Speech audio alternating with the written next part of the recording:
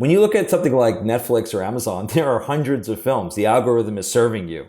The curation model of a movie theater means that somebody has very cleverly and carefully selected what is right for that market. What can I serve up just to a very small number of films to a given audience? And so they were basically given a very important role in defining what people saw.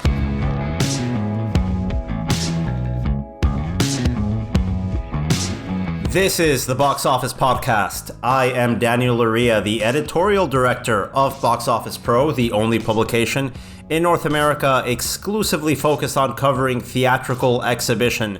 Joined once again by our co-host and chief analyst, Shawn Robbins. We will be looking at a number of topics here today. We're going to be starting off with our weekend forecast of Marvel's Doctor Strange in the Multiverse of Madness, the latest title from the Marvel Cinematic Universe to hit screens around the world.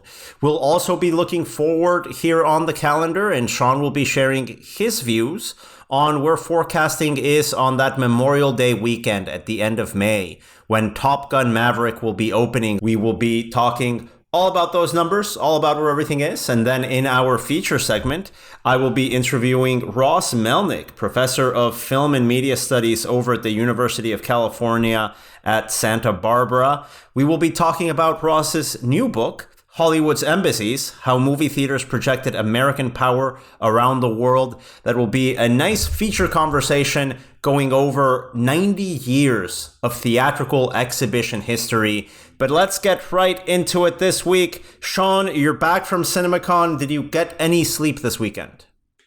Here and there. I think going through 3 different time zones overnight, Thursday into Friday, confused me even more than just being in one different time zone for a week. So hopefully by this coming weekend, I'll finally be on a normal schedule. How about yourself? Well, you have to be on a normal schedule. You have to hit that showtime for Doctor Strange. Do you have your tickets? Where are you going to be watching this?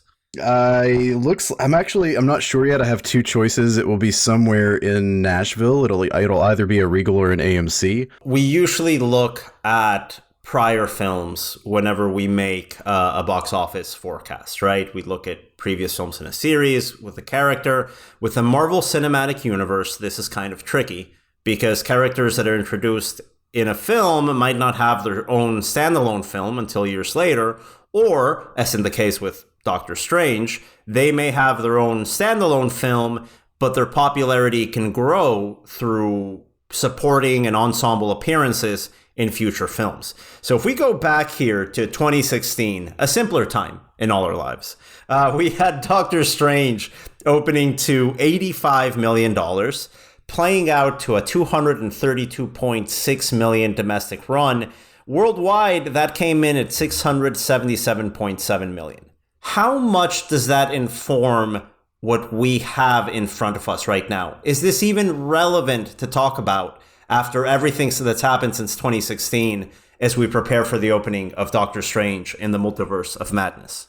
It's not particularly relevant. I think the biggest point of relevance it has is the fact that it did those numbers as a character that very few people knew. Doctor Strange opened and earned what it earned, not because it was Doctor Strange necessarily, but because it was a Marvel movie by that point. We're 2 Avengers movies into the franchise in 2016.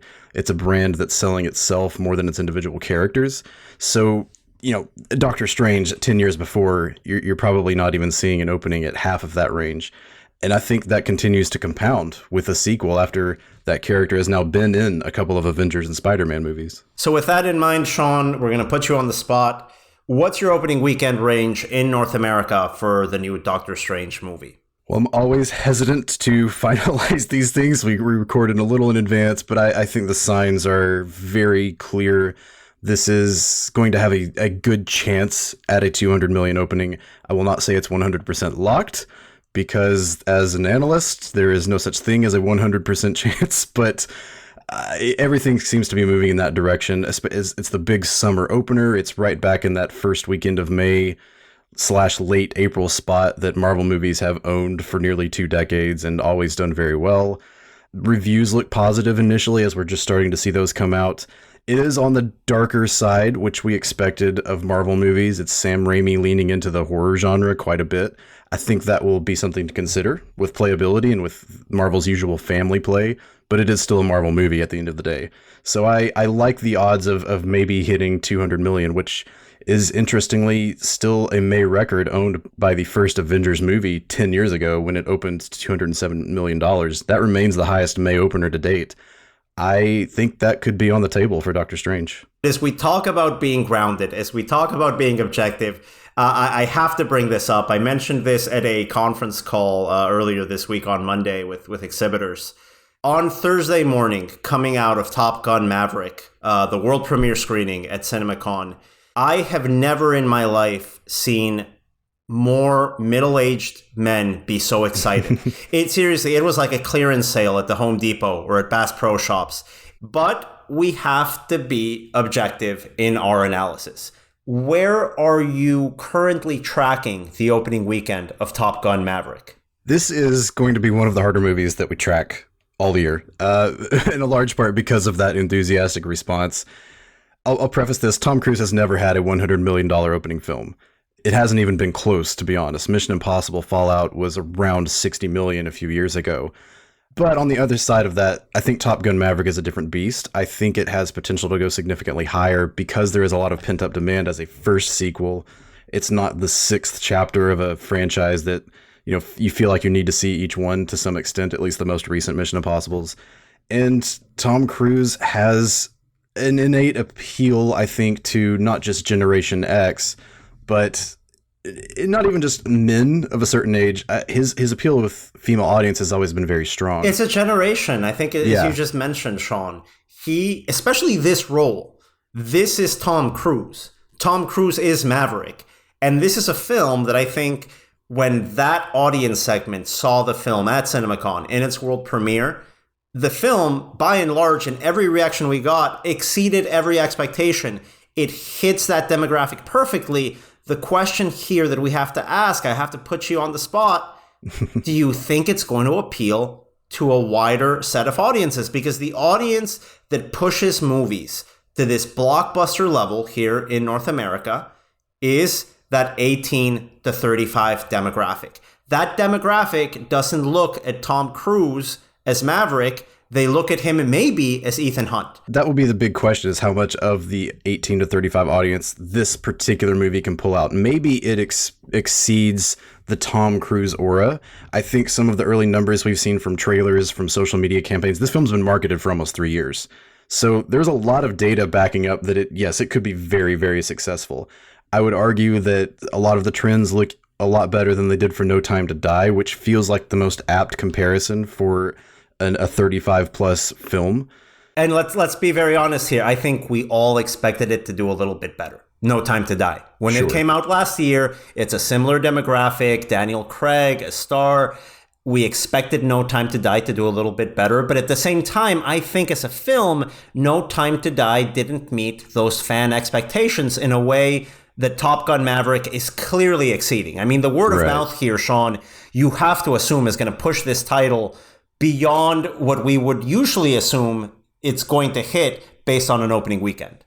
Yeah, and No Time to Die had some baggage to carry, to be honest. Spectre was very moderately received back in 2015. There were nearly 7 years between sequels. This is Top Gun, the sequel. It is the only sequel in existence to this franchise, and essentially that could make it sort of a new franchise to the younger audience, not unlike Star Wars The Force Awakens or something to that effect.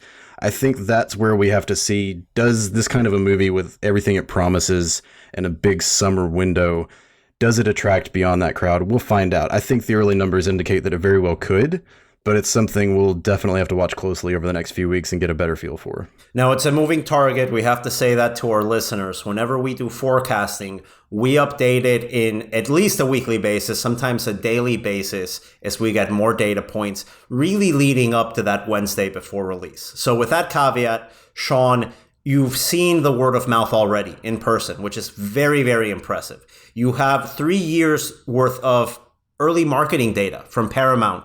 Where are you currently tracking the opening weekend for Top Gun Maverick? Right now, I think we're looking anywhere between 90 million and upwards. I would probably go as high as 120 to 130 at the moment. Wow, to me, that feels incredibly bullish. I've been told that that's not the most bullish out there, but you know what? That just having not seen the film, I think that's also an important perspective that I can add. I have not seen the film. I'm purely going on what we've observed over the last 3 years and considering where it's positioned on the summer slate. And considering this is clearly, at this point, tracking to be the biggest opening weekend for a Tom Cruise movie of all time here domestically. Everything here is adding up, Shawn, I think, as we've been talking about, to a record-setting opening weekend for the star. And we have every indication to believe that the legs on this one are going to be strong. The word of mouth is going to push this to a much higher multiple than we would usually expect from an opening weekend between 90 and 120. I would definitely agree, especially looking at where we go into in the summer slate. Even though Jurassic World comes out after a couple of weeks, I very easily see theaters splitting those two movies between their biggest and best premium screens, and it just being a fantastic June between the two of them. We'll be tracking all of that here on the Box Office Podcast and on our website, boxofficepro.com, where you can find Shawn's forecasting analysis every Wednesday and Friday on our website. Shawn, thanks for joining us. Absolutely. And up next, we've got our interview with Ross Melnick to talk about his book, Hollywood's Embassies, How Movie Theaters Projected American Power Around the World, now available from Columbia University Press. You can find that anywhere where cool books are sold. Now, let's take it away. Ross, thank you so much for joining us. I'm really excited for this conversation. We were chatting a little bit before recording. We've been following each other's work for a number of years. And I expect this to be a lively conversation going over many, many countries and probably over 100 years of history. I'm excited. It's great to meet you and great to have a chance to talk about this. So let's start real quick on an aspect where our listeners probably know you a little bit better before we talk about your book. You launched a website, maybe was it 10 years ago, called Cinema Treasures, which actually documents a lot of exhibition history, and that's openly available online. For our listeners, Ross is one of those co-founders that put that project up online. You can find it at cinematreasures.org. Can you tell us a little bit about how you came to that project? Yeah, and I'm going to date myself because that website was actually conjured 22 years ago. This was a project that I started with Patrick Crowley, my co-founder, in 1999. We were inspired by a book called Great American Movie Theaters, which was a travel book about going around the United States to see the oldest movie houses. And I realized really quickly, this book is great, but it's 12 years old and no one can update it. And so in a very pre-Wikipedia world, we had an idea about crowdsourcing information.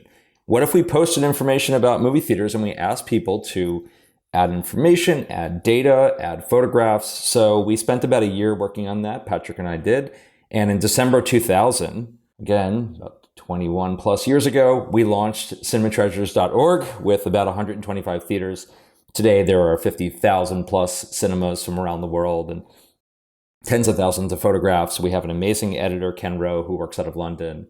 And it's a volunteer-based organization that if you care about exhibition and you like visiting theaters, or you run a theater, or you're just interested in cinemas, many people have visited, and it's used by everyone from archivists to authors, historians, as well as realtors. So it's great to talk I go about. there all the time. And like you mentioned, it's like the Wikipedia of movie theaters. It's a wonderful, wonderful resource.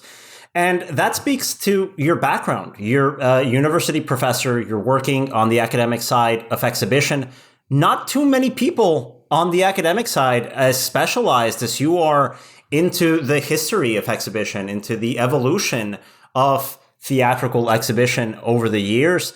And that leads us into your book. I'm actually going to plug another book as we begin talking about your book. The frame of reference for me is a book by Richard Abel called The Cine Goes to Town, French Cinema from 1896 to 1914. It's a really interesting history of what happens after that first public exhibition of a film in Paris. That evolution around the mid-1900s, early 1910s, around 1907 to movie going taking on a more theatrical approach to things. So movie going, leaving the fairground, leaving this French countryside type of attraction, spectacle basis, and really modeling itself after theaters, after vaudeville. That's probably best exemplified with the opening of the Gaumont Palace in Paris in 1907.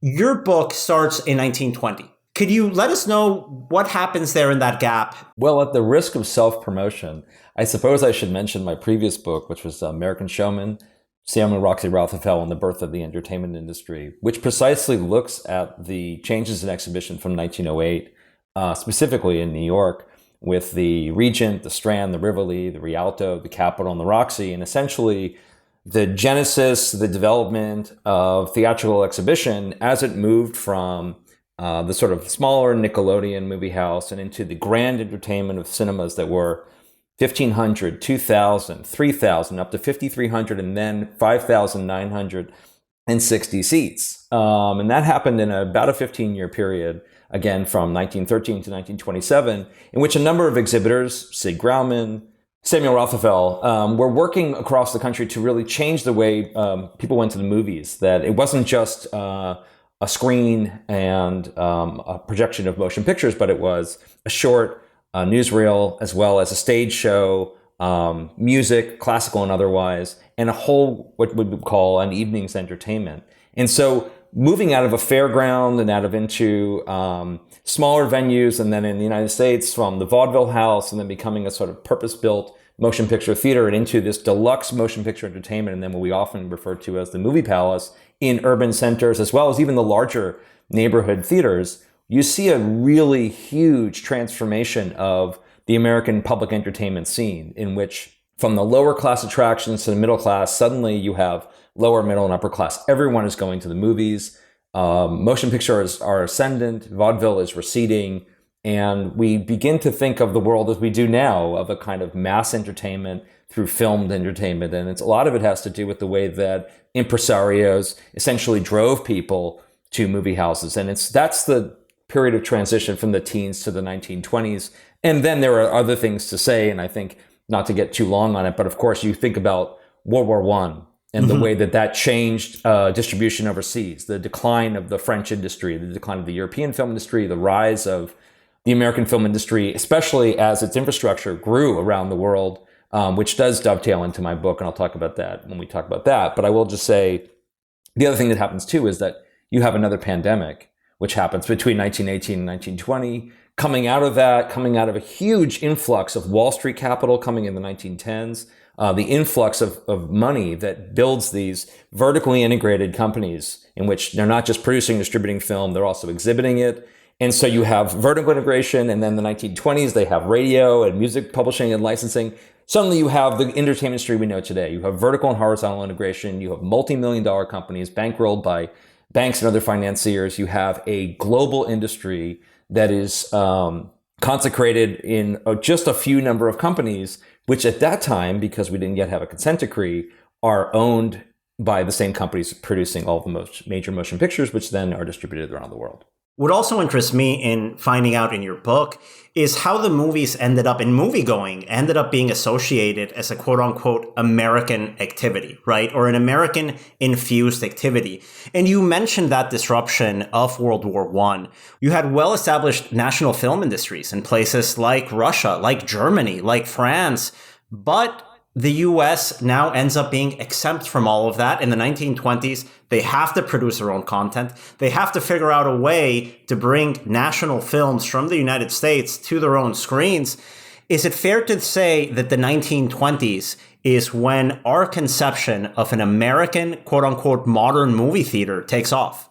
Yeah, I mean, there's a number of things that begin to happen. And one of the reasons that the Hollywood studios, specifically MGM and Paramount, first and then later with Fox and Warner Brothers. The reason that MGM and Paramount began building cinemas overseas and leasing them and operating them was that they looked at those local contexts and they said, we're not making enough money.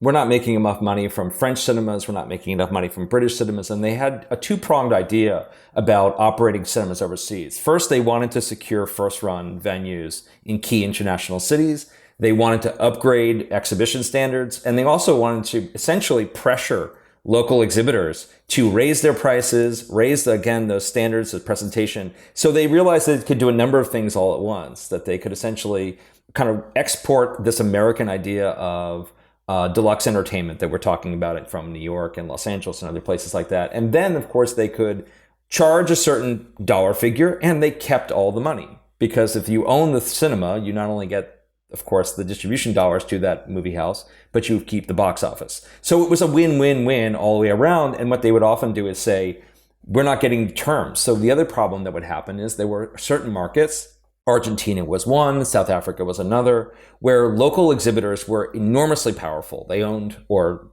managed most of the theaters in a given city, Buenos Aires, Johannesburg. And MGM and others couldn't get in, they had to take very, very bad terms. So what they realized was, well, look, we really want to make sure we have a beachhead. We have at least one, what they referred to as a shop window cinema, which is essentially like a kind of shop window display to not only just show people within a country how MGM films should be presented, but it was also really kind of like a trade event. Because if you were a smaller exhibitor who was in Leeds, or you were somewhere else in England, you would come into London to see how Paramount would present its own films at the Plaza. Or by 1928, you'd go to the Empire to see how MGM would present the MGM films. And that was also there for a kind of display model, a shop window that would allow exhibitors to take back this is how they did the lobby. This is how they presented the stage show. This is what they did to present that film. And again, you get the money at the box office, you secure a first run venue, you begin to pressure local exhibitors to either charge the same amount or present the same kind of projection technologies. And when you start thinking about sound and then later widescreen, you're also infusing these cinemas directly with technologies that you think will obviously attract moviegoers, but also begin to export the technologies that your company, whether it's CinemaScope or if it's Vitaphone, are implementing. So there are many, many, many reasons why these theaters grew in the 1920s. All of which began to excite audiences about the American model, which is that, wow, here's this amazing film, here's this amazing theater, listen to that amazing sound. And the other piece of this is in certain countries, very few prints were shipped to given countries. And so if you went to one of the shop window display theaters in Buenos Aires or Rio or London, you got to see the film before it got scratched, before it got... Pristine condition right there. Pristine, which means that it was the best presentation was at the American Movie House. And they had all the other trappings. I will say then just one more thing, which is that if you look at what MGM did in places like Bombay, now Mumbai, or Cairo, they developed kids clubs, what they called the Cub Clubs. And it was a chance to essentially inculcate a new generation of moviegoer by getting the kids interested in Coca-Cola, Nabisco, chocolate cake, Saturday matinees, Tom and Jerry cartoons. So these are all parts of American culture, right? I mean, yes. These are all things that are not intrinsic to what is now being defined as a movie theater. At this point in time, what that physical space looks like, that movie-going experience is still getting defined. So this concept of a shop window cinema that you bring in your book is really what ends up taking off as the, let's say, quote unquote, best place to watch a movie, no matter where you are in the world. Yeah, and the U.S. State Department was very clear about the value of American films and American movie theaters overseas. Like nothing sold a Ford automobile like seeing it in the movie. Nothing sold certain kinds of concessions by having them in foreign movie houses. So there is all of this work that these theaters are doing, presenting these kinds of films and having these kinds of products and having these kind of adventures. The other thing I would say too is that in some instances there were countries where class standards and class and even racial organizations was very clear inside the movie house, and the American standard was supposedly, for many markets, they tried to break those local standards in order to sell this kind of vision. And I talk about the problems of doing that later in the book when they went to places like South Africa, very famously racially segregated market, which had a different kinds of complications. So the one thing that was always really fascinating about this research is how much there's the mission of Hollywood, there's the mission of the U.S. State Department, and then there's the local conditions.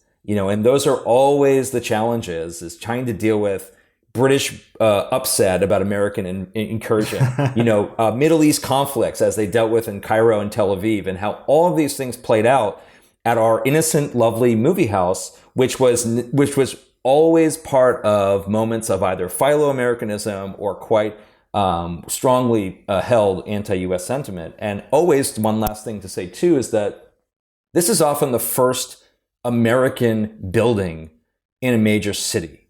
So before you had McDonald's, before you had Disneyland, this is your cultural export, and you can't have the film unless you have the movie theater. And it's fascinating to me to learn that concept is from the start in its export uniquely American. Yes, and it's one that people recognized very clearly was something that was exotic. And we don't always think about American things as exotic, but it is worth remembering that if you live in Barcelona in 1923, the American movie house is exotic because people are suddenly excited by this American Hollywood. And that was a very big thing that was marketed, obviously, in Los Angeles and elsewhere, the idea of Hollywood. And the movie house, therefore, was like a way to visit your dreams and your fantasies, and marketed very much so as, if you love Charlie Chaplin, if you want to see Mary Pickford, you could visit them at this place, and we'll give you this program which has their picture on it, and you can take that home and put it on your wall. And so these kind of collecting practices, this sort of identification, commodification, all of the things that would excite people about going and collecting were beginning to happen as well at all of these movie houses. So when and where does this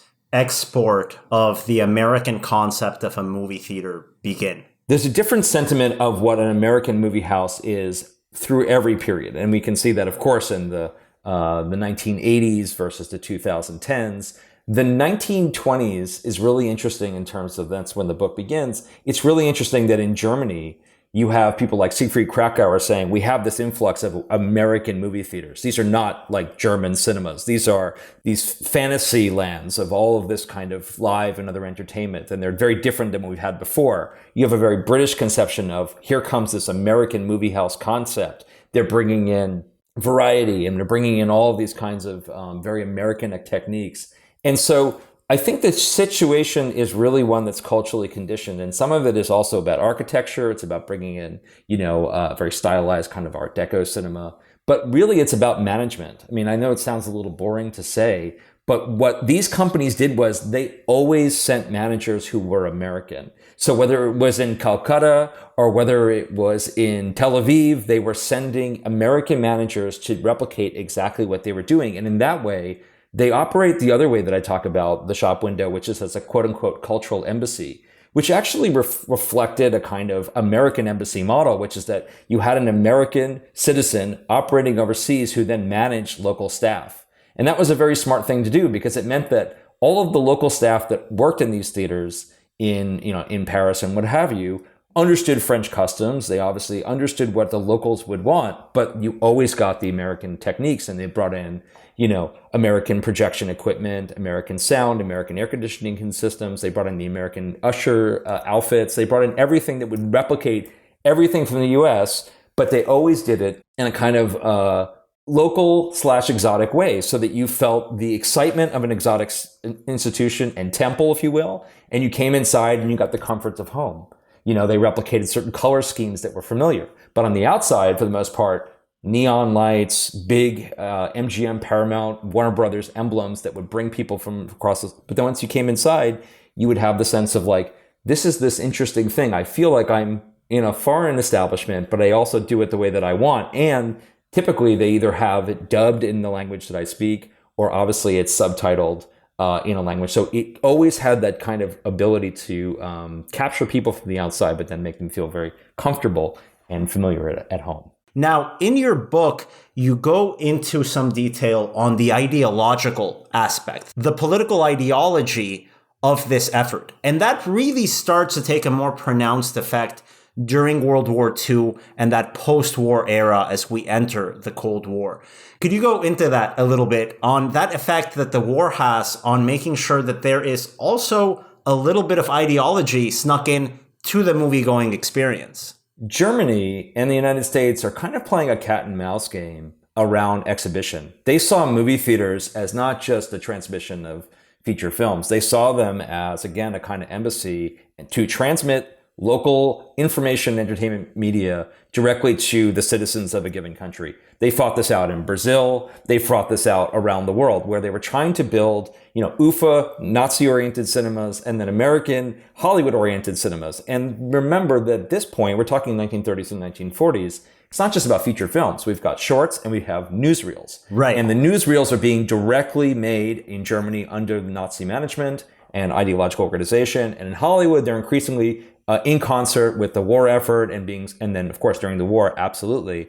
Just to bring it back to a contemporary context, movie theaters, even contemporary multiplexes, say a 12-screen multiplex is probably only going to be showing, 8 films, maybe 6. When you look at something like Netflix or Amazon, there are hundreds of films. The algorithm is serving you.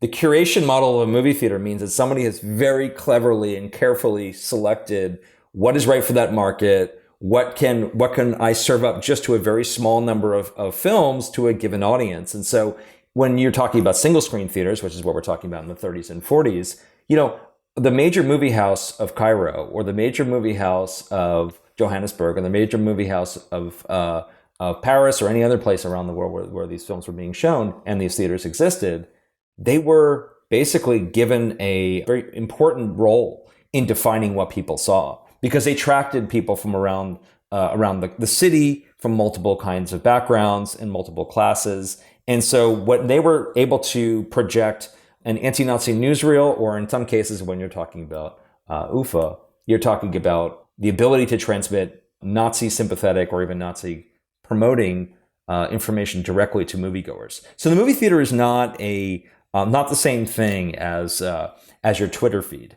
It's really very different. It is a staged bit of 2 to 3 hour content back then. That also, if you go back to something that the very famous theater architect S. Charles Lee said, right, which is that the show starts on the sidewalk. It's the idea again that everything that's happening as you're walking up to the marquee, the neon bulbs, the lettering on the marquee, the lobby display, everything inside the movie theater, including how the audience reacts to things.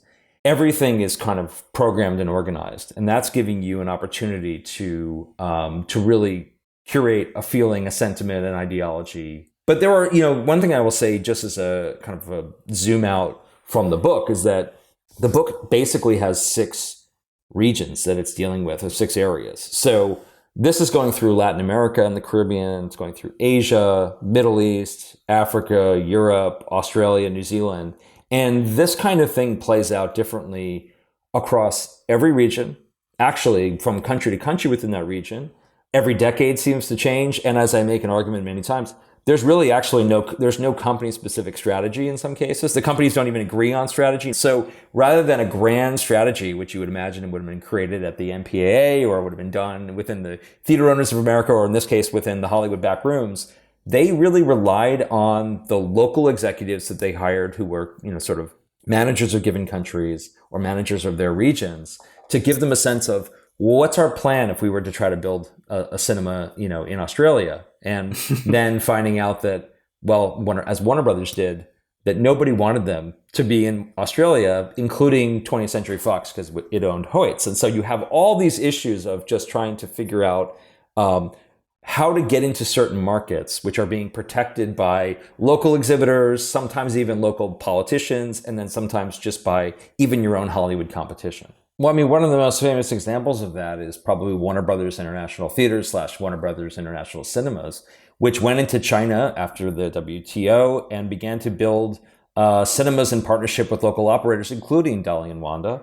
And after a number of changes in what were then called the Foreign Invested Enterprises laws, they realized this was getting to be a kind of insane place to do business. One day you can own 49% of a business, then you can have 75% of the business, then you throw more money in, and suddenly the Chinese government changes its mind and you go back to 49% interest. And Warner Brothers said, this is no way to run a business, and so, eventually they said the market is full of opportunity, but it's also full of chop.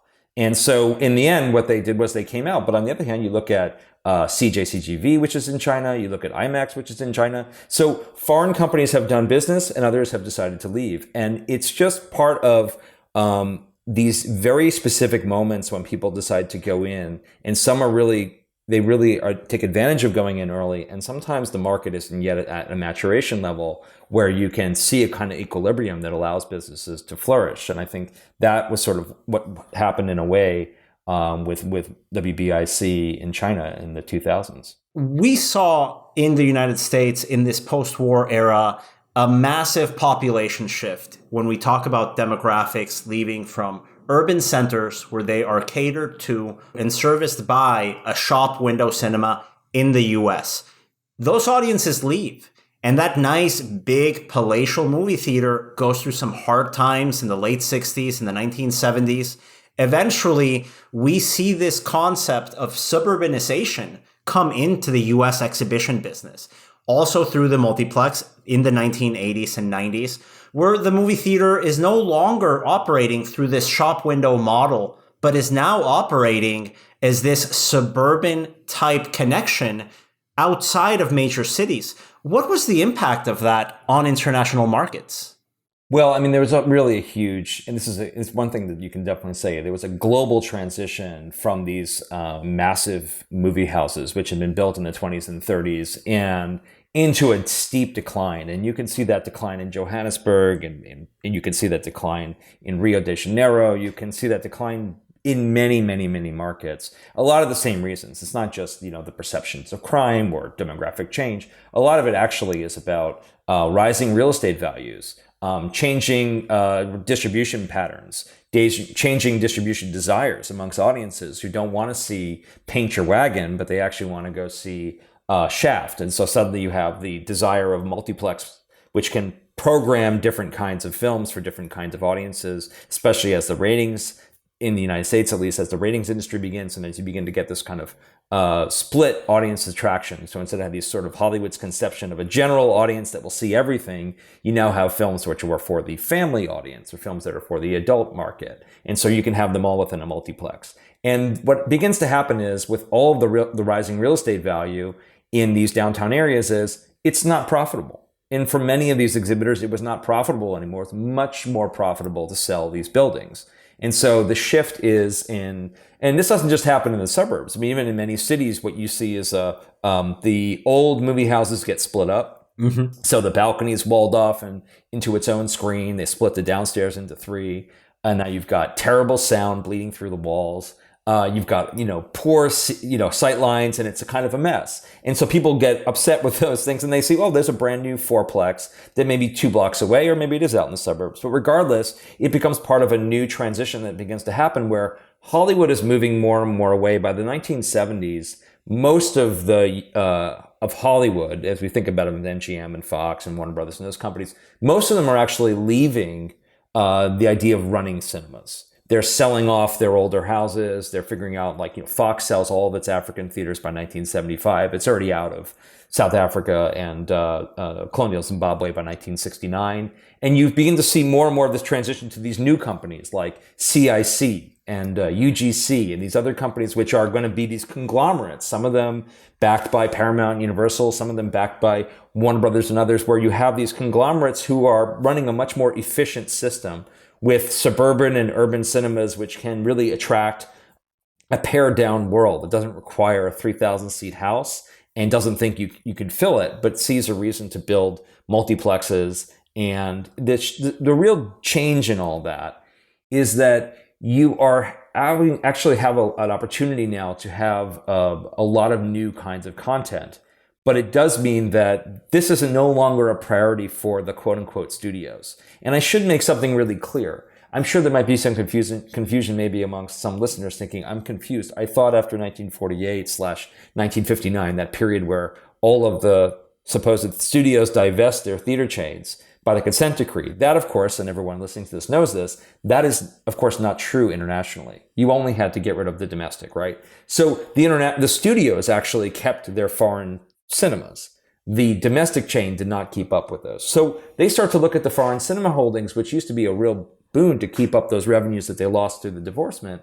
But at some point, you've got a huge amount of debt. You've got a ton of overhead. You've got aging cinemas that require upkeep. You've got heating and air conditioning bills. And of course, people are desiring the new. They want to go to drive-ins. They want to, in some markets, they want to go to those big suburban cinemas, which are being built out in or other places. And sometimes they want to go to multiplexes. And the decline of places like some places, the downtown so-called street cinemas became less and less desirable during those periods. So the transition from the kind of shop window model, the older single screen model, into the multiplex was jarring for everyone, but it was also because it was a way to make get a lot of debt off the books and make a good bit of money by selling your real estate holdings. Right. And it's just interesting as we go into the 90s, even as these divestments happen, if we just look at it from a purely conceptual level, the development of cinemas in a lot of markets, especially in Latin America, for example, becomes wholly dependent on building a new shopping mall. You now end up with a business model that is very US-centric on the macro scale as well, where your anchor movie theater is part of a quote-unquote American shopping experience abroad. And you see that with the evolution of a market like Brazil today, where it's very, very unlikely to see a new cinema or an existing cinema even still be in operation anywhere outside of a shopping development that looks like something you could see in Connecticut or Rhode Island any other day. Yeah, the street cinemas unfortunately went away quite quickly during that period of the 80s, 90s, and zeros. I mean, no more a striking cinema you could find in Brazil would be the Metro Boa Vista, which was in Cinelândia and in Rio, which replaced an earlier Metro Paseo that had opened in 36. And at the very end of the 1960s, when people were building these big Dimension 150 houses for, that were like just a giant screen that were perfect for all those roadshow attractions. That was great in the 1960s when people were really excited about those films. And then you move into the kind of Star Wars land of the 1970s. By the time you get to the 1990s, there are many things going on in certain markets. And one of which is the perception of safety.